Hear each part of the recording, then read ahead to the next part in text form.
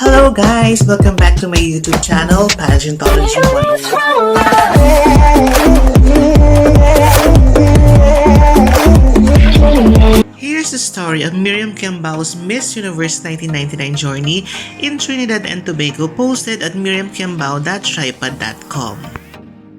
Nasa Unilever office si Miriam Quiambao para kuhanin ng ilang premyo niya as binibiling Pilipinas World nang malaman niya ang balitang madidisqualify si Janelle Bautista as binibining Pilipinas Universe 1999. Ito ay dahil sa problema niya sa passport. Napag-alaman ng BPCI na US citizen si Janelle at hindi Filipino. At nalaman din ni Miriam Quiambao na siya ang magre-represent ng Philippines sa Miss Universe 1999 na gaganapin sa Trinidad and Tobago. They told me I was going to represent the country at the Miss Universe contest. I was in denial. I was saying, this cannot be. Aside from the added pressure, I had to rush my training. Then I still had to study for my physical therapy board exams while in Guam. Biglaan ang training ko because the announcement was so sudden. Bobby Bastilo talked to me about world issues and current events. I also had about 4 sessions with Dudes Policarpio, a private tutor from Dale Carnegie, teaching me public speaking, and a couple of sessions with Abigail Arenas on visual poise and makeup. I called up my history professor from UST and he brushed me up on Philippine history and culture. With Binibining Pilipinas International, Elaine Edson and I also had a session with Anthony Pangilinan on how to get that winning spirit. April 26, 1999 nang agad matapos ang training ni Miriam Quiambao sa Manila para lumipad sa Venezuela para sa karagdagang training. Pinadala siya sa isang beauty school sa Venezuela kung saan nagtitraining ang mga delegado ng Venezuela para sa international competition. On April 27, I left for Los Angeles for the first leg of my trip. I had 7 pieces of luggage and I was alone. I arrived April 28 wearing the Philippine sash. It was very fortunate for me. There was a bunch of seamen there who helped me with my luggage. They called the porter, they did everything. I was treated like a princess. Pagdating sa LA, lumipad naman si Miriam sa Miami at na-meet niya ang kapatid ni Madam Stella Araneta na si Arturo Marquez. Arturo is like the international national representative of Binibini. In Miami, he gave me the Halston evening gown, the light blue competition gown. Along with him came a couple of bidders who were people of Alfredo Baraza.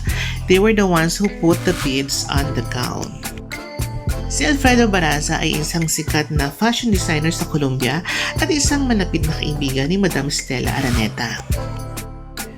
April 13 nang lumipad si Miriam para sa Caracas, Venezuela. The next day, May 1, I met up with Osmo Sousa, the president of La Quinta Miss Venezuela, as well as his other colleagues. There was Gerardo who trained me in speech, Maria who helped me with walking, Miguel for hair and makeup, and Gabriel, assistant of the president. Everything was personalized. I was training the whole day, 2 to 3 hours per teacher. It was just me and Miss Venezuela, so we became really close. We were together for a week before all the other contestants.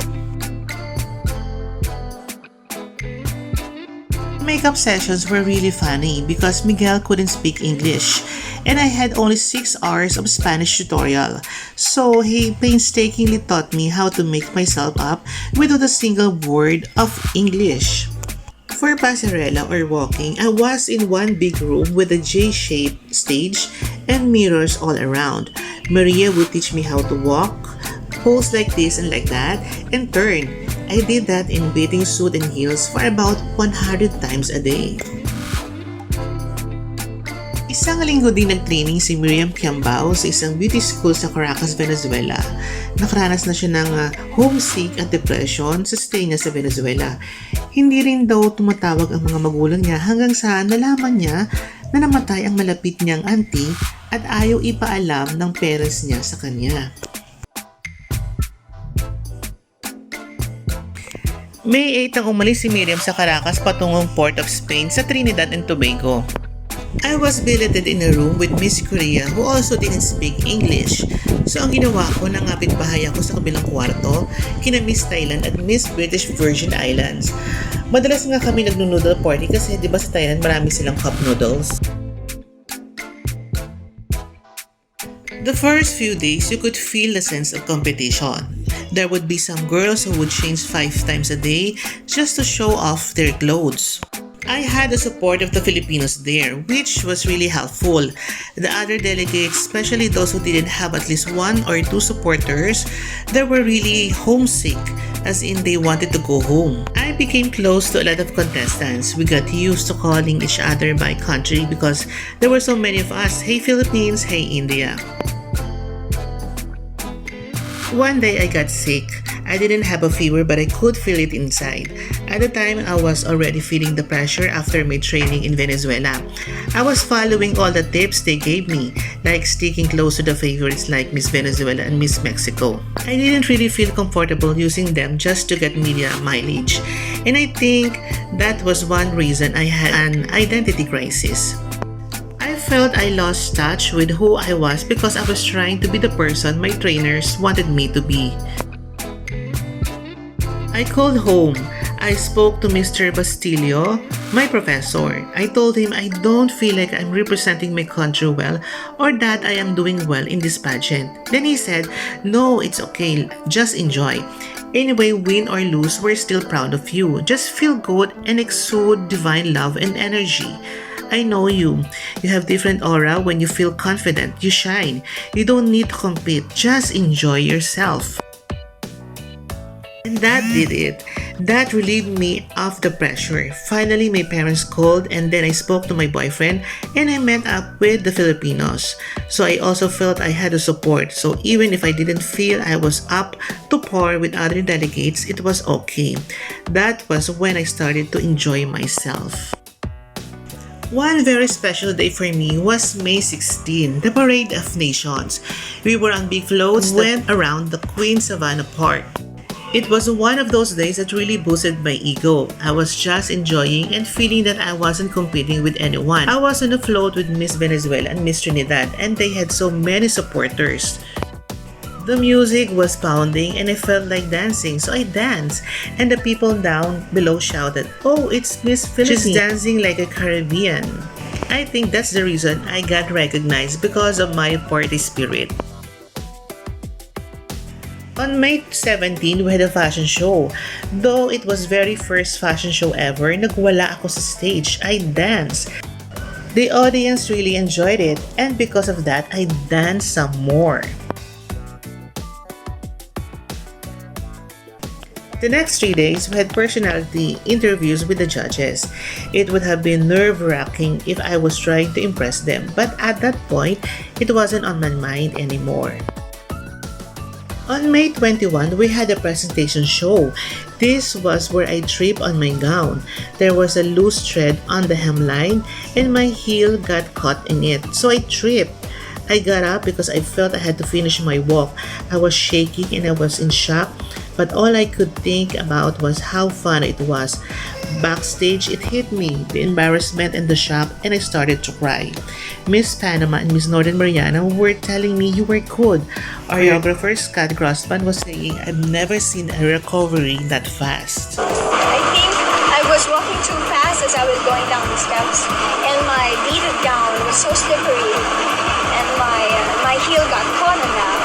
However, as I was going down, I said, "Oh my God!" And I stepped on that disc. I felt that I had to make up for that fall, so I went like this. And I was really glad and very grateful for the audience that they really felt for me and they applauded in spite of everything. Miss Philippines' fall on the presentation show was probably a shock to the crowd, but her recovery won the adoration and a standing ovation from the crowd. At that point, a lot of people were telling me that I had a shot at the crown, but I took it all with a grain of salt. I tried not to let it get to my head. Instead, I used it as a moral booster. The 26th was coronation night. In the morning, I didn't feel nervous. In the afternoon, when we were getting ready, that's when I felt butterflies in my stomach. The other girls and I were joking, and that relieved some of the pressure. There was a crew from BBC doing backstage interviews, and I was one of the contestants they talked to. That made me feel like I was one of the favorites. Then they started calling out the top 10, the top 5, and the top 3. Philippines, Miriam Quiambao is a licensed physical therapist who plans to seek a PhD and dreams of launching her own clinic. Philippines!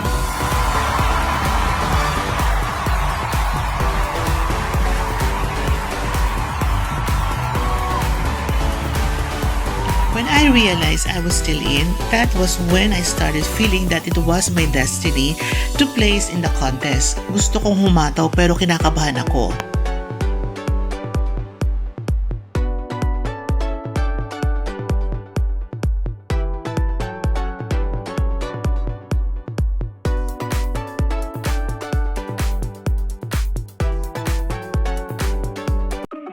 When there was just 3 of us, I took notice of the louder applause of Miss Botswana after she answered the question.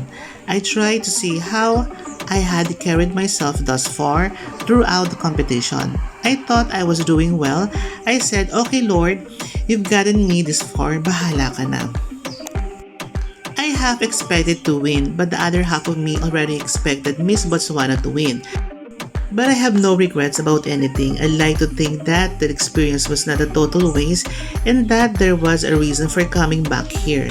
I like to believe that now I'm performing a mission to be a living testimony of God's love.